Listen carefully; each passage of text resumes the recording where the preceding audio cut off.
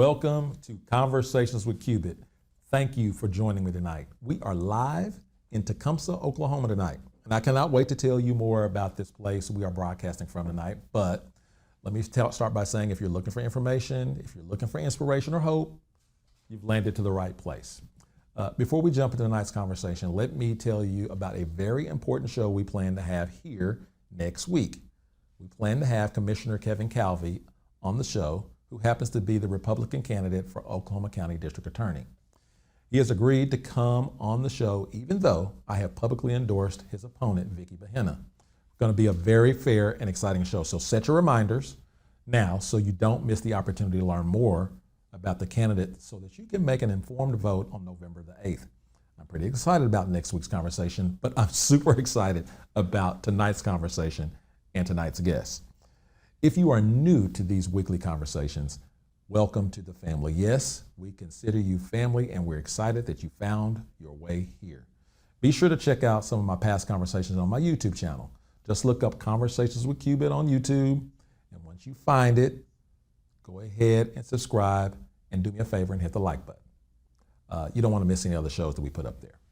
After that, you can check out any of the past conversations that we've had. They're all good, they're all informative. But right now, I need you to do me a favor, and I need you to share tonight's conversation. That's right. Do not keep this conversation to yourself. You absolutely must share this conversation with your community. So hit the share button and help us spread a little bit of hope and a little bit of inspiration. Can you do that for me? Special thanks to my friends at Green Pasture Studios for hosting these weekly conversations. My friends Richard and Amy James are running things out at this full-fledged production studio located in Spencer, Oklahoma. I always find the things they're doing out there very interesting, and I know you will too. I mean, they have everything from full-fledged movie productions, they do commercials, they even have a training academy there. Wow, lots to look up. So look them up and you'll be glad you did. But tonight, we are in a very unique and special place. We are broadcasting from Central Oklahoma Juvenile Center in Tecumseh, Oklahoma, also known as Kojak. Kojak is a secure treatment facility for treatment of the Office of Juvenile Affairs youth who have been adjudicated as youthful offenders or delinquents placed in their custody. Kojak provides care, guidance, discipline, education, rehabilitation, and reintegration services for male youth between the ages of 14 and 19. I've worked with the youth and the staff here off and on for many years, and I always leave here filled with hope from what I see.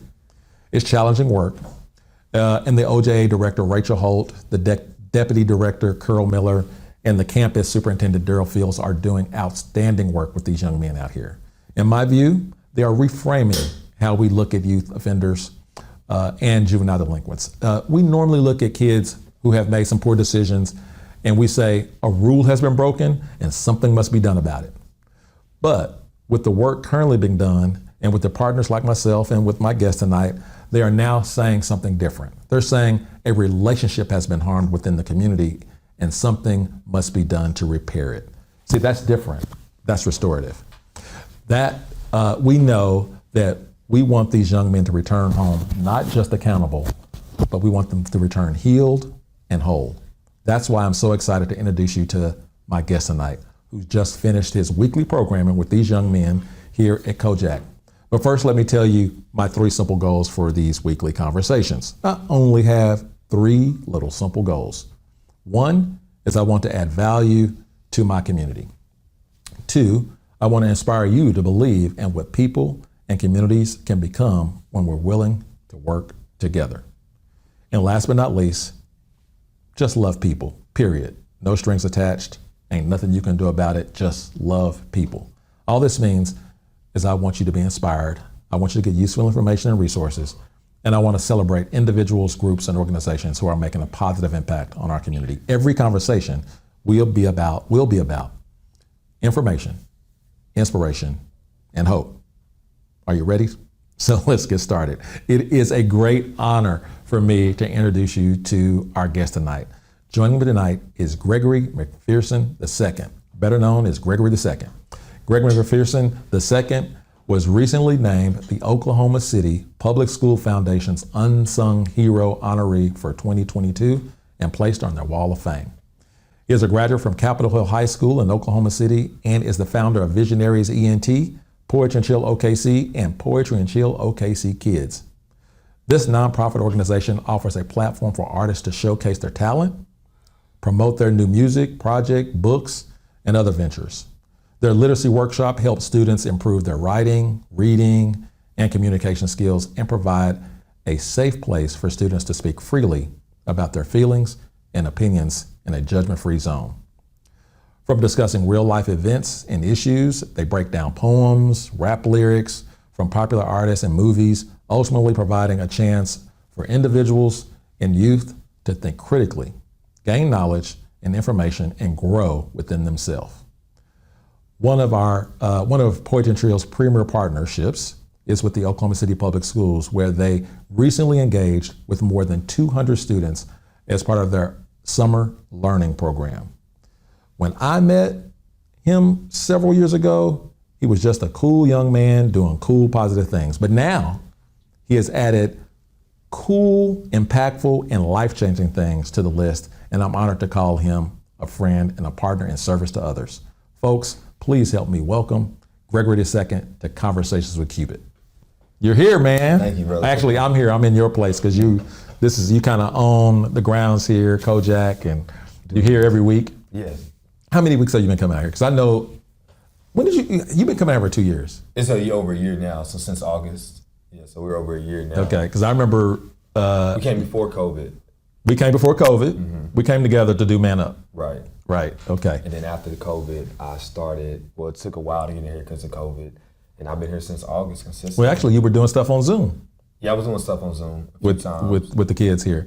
Mm-hmm. And the kids come from all over the state and a variety of different issues, diverse boys, and you fit right in. I mean, if I knew that you were going to be like, you got to come with me to see these kids. They need what you do. You fit right in. So what do you think so far? It's definitely changed my life and perspective. You know, this is one of the main things I love to do. You know, I work in all the schools, but I love to come up here. At first it was on Saturdays, but Tuesdays, this is the highlight of my week, just to come up here and see these boys, them, you know, glow and get something out of what I'm doing, you know, for that hour and 2 hours. So, how many boys did you have tonight? I worked with every boy in the unit, really. So 61, you know, it's usually, at first it was like, you know, the first year we probably working with about 15 to 25 boys. But now I work with almost every boy unless they're sick or something else is going on. You have a team that comes with you, or you rocking by yourself? I'm solo dolo right now, but we're working on getting a team. Oh, well, sign me up. I can't do any rap or I don't really write lyrics and stuff. But that's how I met you. Is you were a musician, an artist, all kind of stuff. So normally, Gregory, I kind of do some rapid fire stuff. But because I have an artist who does rap and lyrics and all that kind of stuff, I want to come at you a little different. Can I come at you a little different? You can do that. All right, so I want to know the lyrics. I want you to give me the lyrics that seems to resonate. You know, I just killed it with those teens. What's that lyric? What's it say? It's very simple. It's a lot of people paying, but they didn't pay attention. And that's one of my songs I have. A lot of people paying, but they didn't pay attention. And that gets the kids on. It gets them going. You know, a lot of people are paying for their mistakes. A lot of people are paying for choices they made, but they're not paying attention to those choices. They're not paying attention to their actions. Okay, so I feel you on that. One of my favorite quotes. All right, what line gets the ladies rocking? You have to love yourself first before you find true love. You have to love yourself first before you find true love. Because that love for yourself is gonna attract who you need. Because when you treat yourself like that, you're gonna show and you're gonna give yourself an example of what you need in your life. Okay, all right, that's good. You're telling this rapid fire quick. All right, what about the fellas? The fellas hitting your DM like, boy, you killed that. What are the fellas saying? My favorite quote is, I'm not even close to where I wanna be, but I'm so far from where I used to be. It's one of my favorite quotes.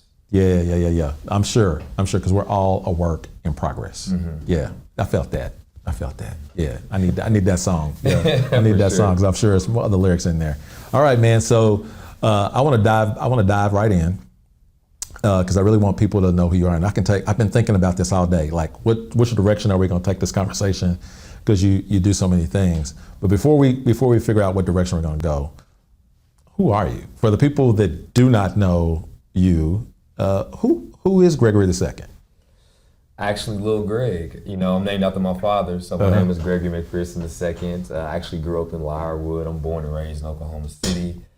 I'm an artist at heart. I've always been an artist. I played high school basketball, won the state championship, played for Capitol Hill High School. You didn't win it at Capitol Hill. I won it at PCO. Yeah, I know. I don't do it like that. we was close, Well, we went to the state championship, but I won a state championship my sophomore year at PCO, and then Capitol Hill changed my perspective being there. I'm just an artist at heart. I've been an athlete though my whole life. Everyone knew me as playing basketball growing up, and then now when you ask me who I am, I'm just an artist. I'm a businessman. I'm a person that's healing every day and learning more about myself. I'm curious about a black kid at Capitol Hill. There's plenty African Americans that go to Capitol Hill, but it's predominantly Hispanic. Correct. Yeah. What was that like? It was definitely a culture shock, but I fit right in. I can adapt to any environment I'm in. I've always had that specialty. I didn't really know it was going to help me now. I can adapt anywhere. How has it helped you? I mean, I can work with any kids, to CEOs, to the janitors. I mean, it don't matter what level I'm at, I'm able to bridge those gaps, to where they started labeling me the credible messenger, to where I'm able to relay messages from everybody. So I've always been that way too. Right.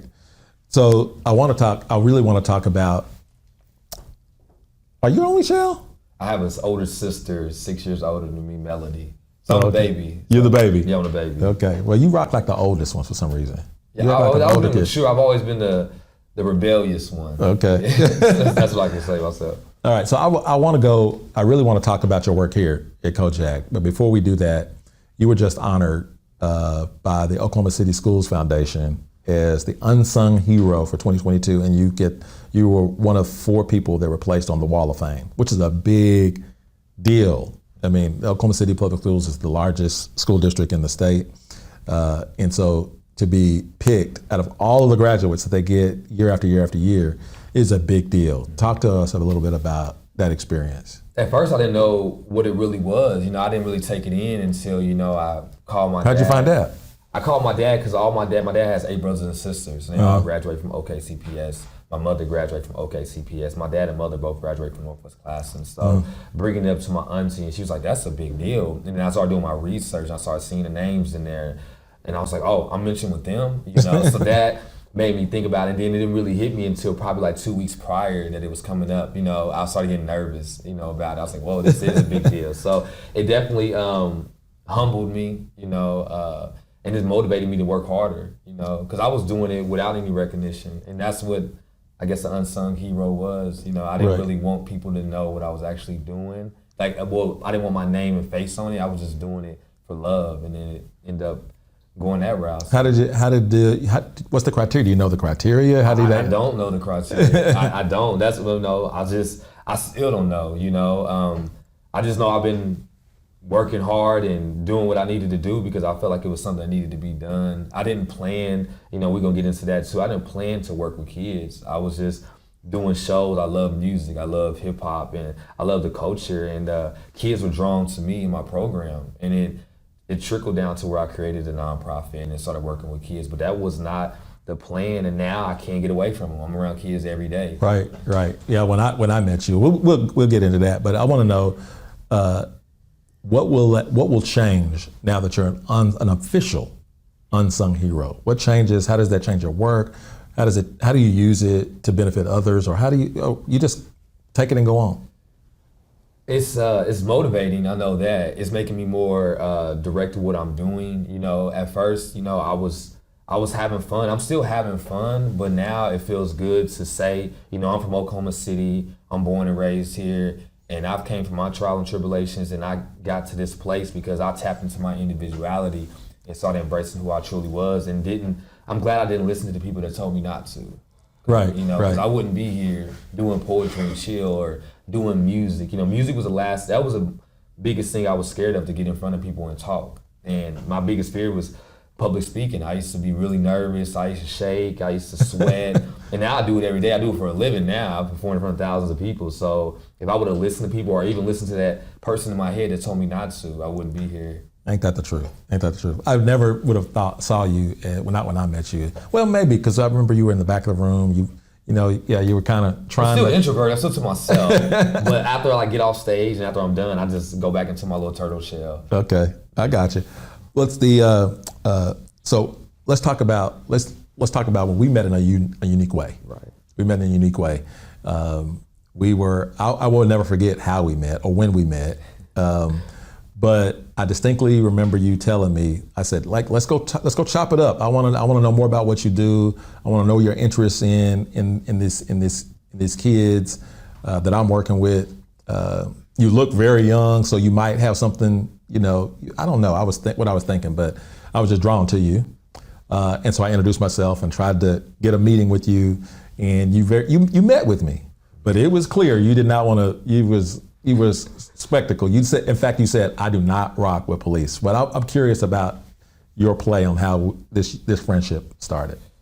And that's the truth, I didn't. And even being in that police station that day, I was very uncomfortable when I met you. I didn't, and I still have my thoughts. I can't speak and vouch for every police officer, but working with you guys, fact mentoring program over there, and I gave it, me, I was to myself for the first 8 months to a year. I would just come in, do our center, and go home. But what changed my perspective was the kids. I saw some of our students run and jump in y'all cars, and I was like, I would have never jumped in the cop's car and been cool with them. Right. And then I've never seen you with a gun. I've never seen a badge. I mean, outside of when we was at the center, I've never seen that. And it took me to actually let down my guard and humanize y'all. And it changed my perspective. I remember you just telling me, you're a man. You're a man first. And that really was like, okay, well, I'm gonna give it a chance, because only time will tell with people. So I just gave it time, and through time, I just seen the consistency with you guys over there, just the whole unit over there. And then the kids, I would talk to them, because us adults, we can lie all day, but the kids were vouching for y'all. So I was like, well, if they're giving them a chance, I'm gonna give them a chance. Because when I was their age, I would have never done that. Why is that? So that was my next question is, how did you come to the conclusion that Gregory II does not rock with the police? I guess it's from what you see on TV, from what you hear from family, just the way we grew up. It was like, you don't talk to police, you don't rock with police. And then to be honest with you, you were you were the first Black officer that I actually had a conversation with. So having a conversation with an officer, and then you didn't talk to me like he was a cop. I've never felt, even to this day, I didn't see Lieutenant Cubit. I saw Mr. Cubit or Waylon Cubit, So you speaking to me like I'm a human, it made me let down my guard and speak to you like a human. I had to realize that I was being judgmental on the other side too, without any actual evidence or reasons behind it, just because, America, we raised in Oklahoma, we raised in that society to think like that. I had to change my perspective, but at the same time, I was like, I still have that one eye open, because that's just with anybody though. Right. I can't trust everybody in every group, but I basically used my own perspective. It was like, I'm gonna give it a try. And then it worked out for me just to actually put down my guard and go that route. Yeah. How does it, so that experience, right? Because I remember what happened for the people that don't know that, I was having a kind of a graduation of a group of kids that had reached a milestone in our program. And I invited another kid that I mentored who had graduated to come and speak to the graduates. Mm-hmm. And he did a spoken word piece, a very dynamic spoken word piece as he spoke to them. And I noticed people that I know that know him, family members that support him, all that kind of stuff. And then I see this huge afro in the back of the crowd that's obviously there to support him, because you kind of rose up when he started doing his thing. You kind of got to where you could see and do all that kind of stuff. And so afterwards, I made a point to find out, who are you to him and why are you here? And you were there because he was part of your Poetry and Chill group. You were helping him learn spoken word, and you were supporting him. And I said, you helped him do that? I need you to come help other kids do that. Right, and he was like, I don't do kids. Yeah, I was like, I don't know about working with kids. Yeah. That was a very, just a meeting with you. He was like, just come meet with me. And coming to meet with you for that 30, 45 minutes, I was like, I'll give it a try. Yeah, yeah. We started out 1 day a week and then maybe 2 days a week. I don't know how we. Yeah, at the time, Officer Eccles, he just took us into the schools and, walked me into the schools, and we started introducing ourselves to people. And I met with my brother, Anthony Crawford, which he was a teacher. He is a teacher still to this day. Shout out to him. I had to call him and ask him for help, because I'm the businessman behind everything. And now I'm a teacher, but at that time I was just a businessman. So that was one of those things that woke me up and was like, okay, let me give it a try. And then I spoke to him and had a conversation with him, and then the kids were just drawn to it. Yeah, I'm telling you, I worked with kids in different capacity for years, and what you all were doing with kids and giving them a voice was phenomenal. It was phenomenal to witness and watch. How has, now here in Kojak, obviously every kid here has had a run-in with the criminal justice system. They have met police officers in a negative way. Or, it may not have been it was a bad experience. They may not have been mistreated by the police officer, but they had a bad experience. How does your experience with us and working with police and community engagement, how does that shape the conversations you have with kids who have obviously a different relationship with law enforcement? It gives my perspective because they do trust me, and I tell them the honest truth. Like I don't vouch for everyone, but it is a few that I vouch for, and I wouldn't be here, even sitting here, Wall of Fame, working with thousands of kids, if I didn't take that chance to work with FACT mentoring program. At first, I was just like, I don't want to put my brand with the police. That's how I was acting, and meeting with you and the people I've met through you have changed my whole perspective in life. So I think. The kids see that because they always ask me, oh, you have your own business. Oh, you have this, you have that. And I tell them the journey I went through to go get that. Overnight success is 10 years. It takes a long time, Right. It wasn't overnight at all. But I think to answer your question as a whole, it actually gives them a different perspective because they do look at me as a big brother. And some of them look at me as a father figure. And they're like, hey, if he made it out, I know I can make it out. I give them hope. I was working with a guy and he said, giving kids opportunity gives them purpose. And I was like, that's a good one, because I'm giving them opportunities to express themselves. I'm giving them opportunities to showcase their talent. I'm giving them opportunities to be themselves. A lot of them can't be themselves in the neighborhoods they grow up in. They can't be themselves even sometimes here, but they get that opportunity. They look at me like this cool guy, and I'm vouching for them. Like, it's okay to be yourself. It's okay, because I say peace and love, brother. That's how I greet all of them. I tell them I love them. At first, they wasn't saying it back, but now almost every boy when I leave, it's like, I love you, So it's definitely changed in the past year. Yeah, talk about why this is so important, the work that you do out here behind this gate and with the kids, with some of the things they've done that were harmful to the community. The work that they're trying to do to heal and create wholeness them so they can go back to the community. Why is the work so important here? Why is this? Because they're forgotten about. People don't think that they think they're gonna keep going through the system. They don't have hope for them. I've spoken to these boys and they feel dehumanized. They feel like they're not humanized. And, I've asked them, like, why do y'all rock with me? They're like, because you listen to us, you care, you humanize us. And I know this is very important. I mean, if we're really trying to get these kids back out in society, we have to humanize them. We have to treat them with love. And I just bring love to them. I mean, I just be myself and I give them love. And I realize that just doing that, not faking, I tell these kids, I've never been gang affiliated. I've never shot guns. That doesn't make them like, oh, well, you're not cool, but I am a businessman. I do this type of things. I be very honest with them about who I am and my background, being raised by my father, and stuff I did, the choices I made. So I know that it's very vital to help these kids, because they're the forgotten about, like I keep saying. Yeah, if I recall, you were real honest with me at some point. I think we kept having conversations. You were real honest with me and said, I made some poor decisions.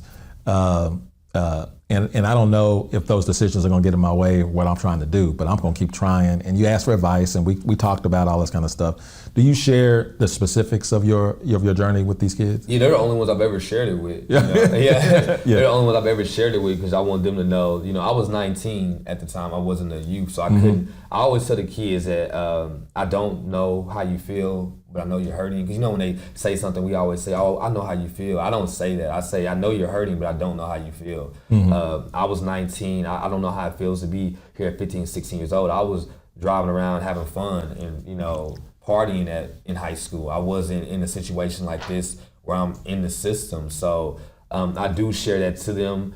Because sometimes they ask, because sometimes they think like, oh, you've had it easy. Yeah. It's like, it's been a journey, for the past 13 years of my life to get to this place for sure.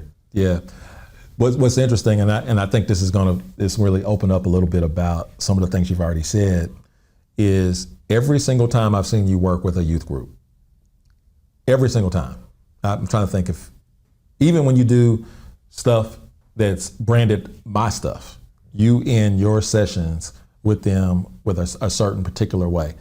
Tell them what that is and what is the intention behind all of this? Self-love. I don't even know when I started saying that. I was trying to think about it like last week when I was meeting with somebody else. I don't know when I started doing it, but I end with a self-love chant. I say self and they yell love. Words are very powerful. And, even now, any staff member can vouch. they yell it. Even when we start the workshops, I do I am deserving, I am worthy, I am loved. And then we end with a self-love chant.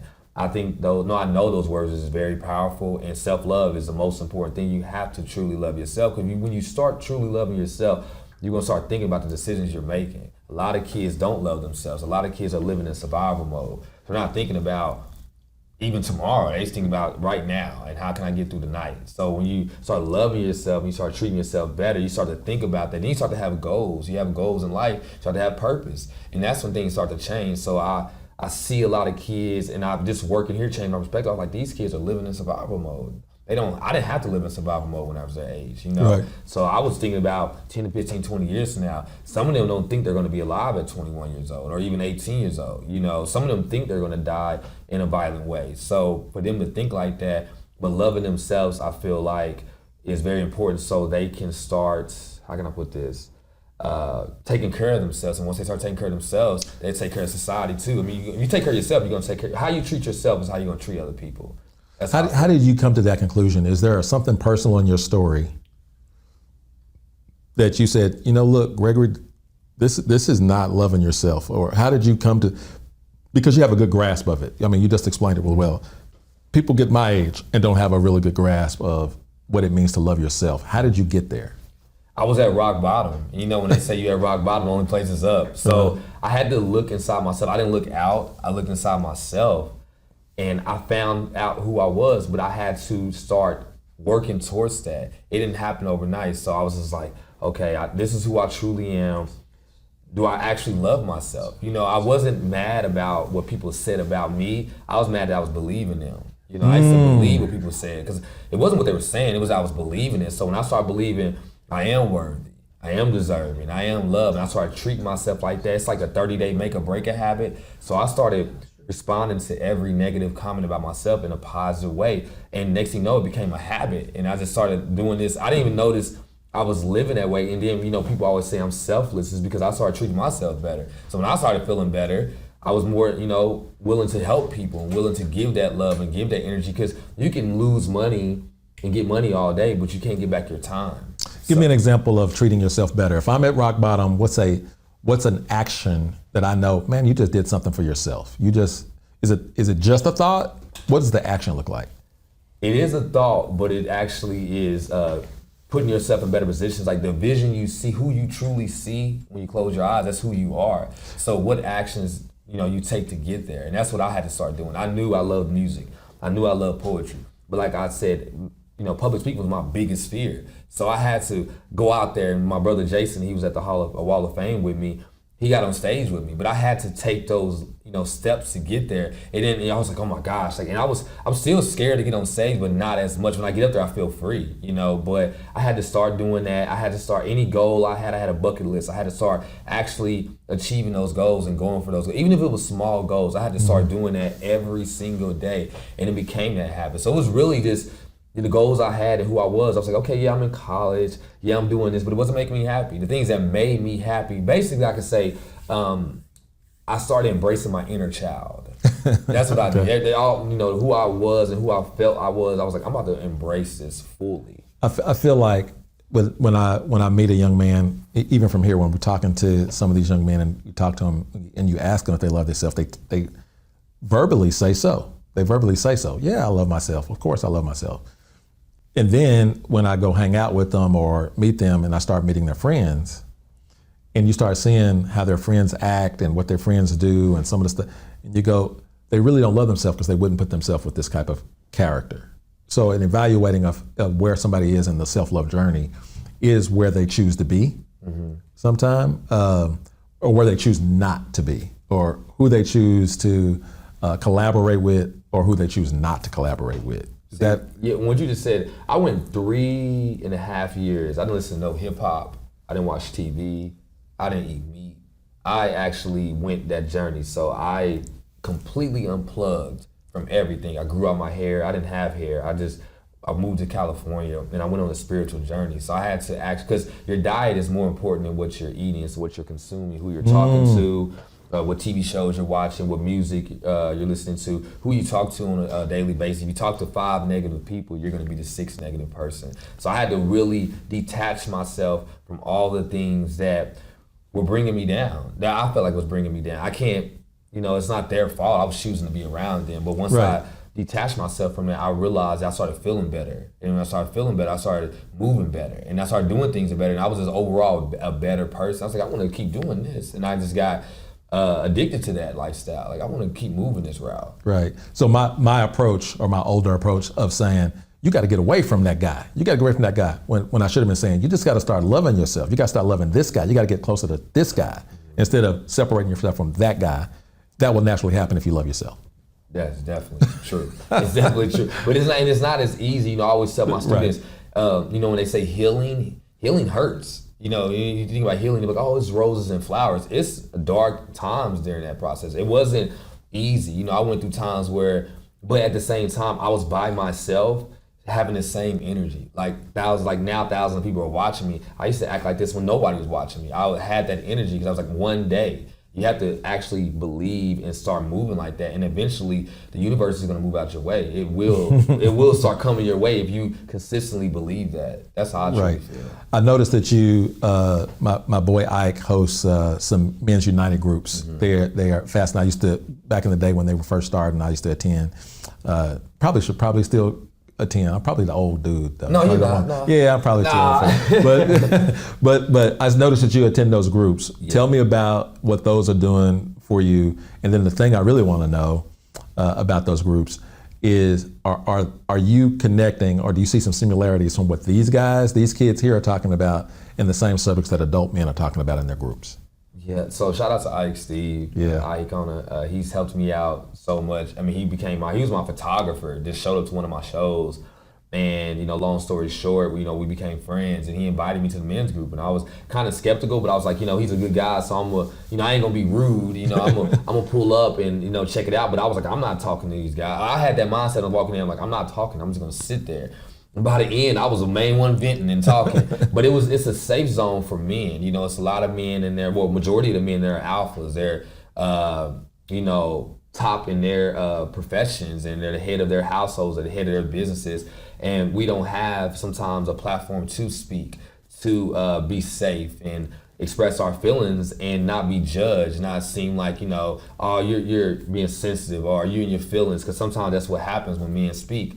Because we always bottle things up, and there it's like a chance for us just to release it in a safe zone, And I've got about 5 or 6 guys that I'm friends with to this day from those groups. So it's definitely helped me out. I've been there consistently now over 2 years. Wow. And he does it once a month. We was just there last month. That's like the highlight of my month. Like, I'd be like, yes, Sunday is coming, Men's United. I didn't think I was gonna like it, but now, I invited one of my best friends there. I was like, hey, you gotta give this a try, just to check it out. And I think the way it impacts these boys, that these boys don't feel safe to speak either.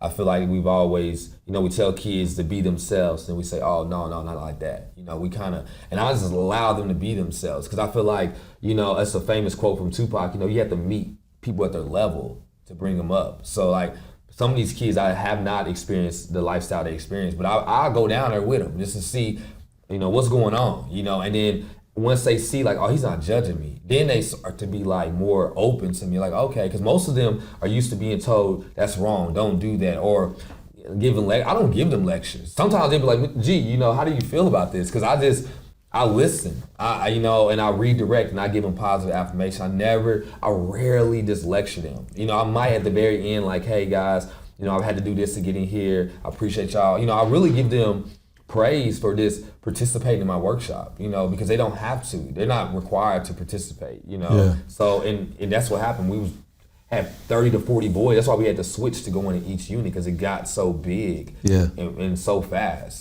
So I appreciate the story about getting down on their level. There's a story that I'm reminded of a man who was walking, just minding his own business, and he falls on this really deep hole. And he's doing everything he can to get out. He can't get out, and people are just walking by. He's yelling and screaming for help, right? And so finally a doctor walks by, and he sees him in his white coat and his doctor stuff on, and he says, Doc, can you help me out the hole? He says, oh, sure. Let me see what the problem is. And he sees the problem, he assesses it, and he writes a prescription. He throws the prescription down in the hole for the guy. The guy takes the prescription, the doctor goes off, and he said, you know, I'm still in this dark place, even though I got the medicine I need. I'm still in this really dark place. He keeps going, and a pastor walks by. Pastor, help me get out of the hole. And he says, oh yeah, I know, I've seen this before, I got you. Let me pray for you. Let's do some prayers. And they do some prayers, and the pastor goes about his way, and the guy's still stuck in his hole. This other guy just walks by, a Gregory, if you would say, walks by.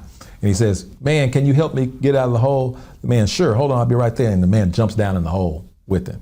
And he says, why would you jump down in here with me? How, you know, you didn't bring a ladder, you didn't do anything, how are we gonna get out? He says, I know. He says, I've been here before, I'll show you how to get out, right?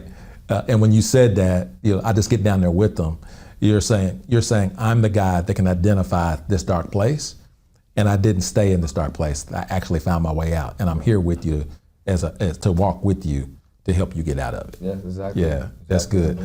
But tell me, now, here's the thing, you're an entrepreneur. When I met you, this is what you talked about. You were talking about growing your business. It was branding. It was doing, I don't know if I see all of that as much as I see you doing stuff with kids and everything. I'm sure you're doing it, but I'm just not connected as much. So Poetry and Chill was going to colleges. It was all over the country. You were always on the road, and you were taking, it was a lot of shows happening around here.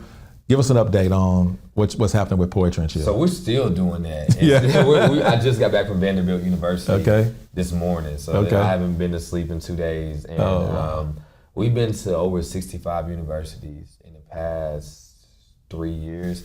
COVID slowed it down just a tad bit, but I take it more slow now because the kids are my priority. So I do turn down things. I'm quality over quantity. Even with Kojak, you know, I made sure I was here today, even if it was small. I just wanted them to see, you know, I brought them t-shirts today. I always make sure that I'm not, if I do miss a week, I don't miss more than 1 week. But we still do local shows. We still do events. I mean, we performed for the Thunder. I think now, when I was doing a lot of things, I wasn't working with many kids. I was probably working with 15, 20 kids a week. Now we work with 7,000 kids a week. So it's grown a lot. We work at the youth homeless centers. We work here, work in OKCPS, Middale, Putnam City, and we do professional development classes with the teachers. So I've had to put on the, I guess, CEO hat and run that as well, but then still be an artist and be a teacher at the same time. So, and then train teachers. I'm training teachers now to help us, you know. So I've been working directly with Cultivate, that's Hobby Lobby's nonprofit, to learn, you know, new things with them. I just been more of a student now. At first, you know, doing music and shows, you know, that's my specialty. You know, working with kids, I was like, I gotta learn. I work with other teachers. I'm not a guru in this, I'm learning. So I'm a sponge to everything. So the reason I took so much time off, or just took, you know, is doing so many events, is because my priority is the youth now. I want to do more shows and work with them more. I mean, we go to the schools and they don't have many art programs. They don't do talent shows with the kids. So I wanted to invest in that. And, you know, I told my friend this the other day, I said, when I went into the school systems, I started working with kids, it was no competition. Nobody else was there, like I was by myself. So there was other programs there, but not doing what I was doing. So I think that has changed my perspective working with these kids, and was like, okay, but now our popularity from the college shores, and just me being an artist, it just helps me out so much. You know, me being my true self, you know, it helps out. Even with teachers, administrators, they come to our shows. I mean, right. I performed at the Wall of Fame ceremony. I was the first inductee to perform, and I was like, I didn't know that until I performed. I was right. like, oh, wow, you know, but to see the responses from the people there, it was like, hey, you know, I wish I could get up there and do that. Right. I wish I could do that. And everybody wants to be on stage performing, you know, but I do that for a living, you know. Everyone wants to know how to rap and, you know, have that type of, I guess, style or flow. And I, you know, I do that, you know, easily, you know. So to answer your question as a whole, we have not stopped adult events. We still do adult workshops at Chicken and Pickle once a month.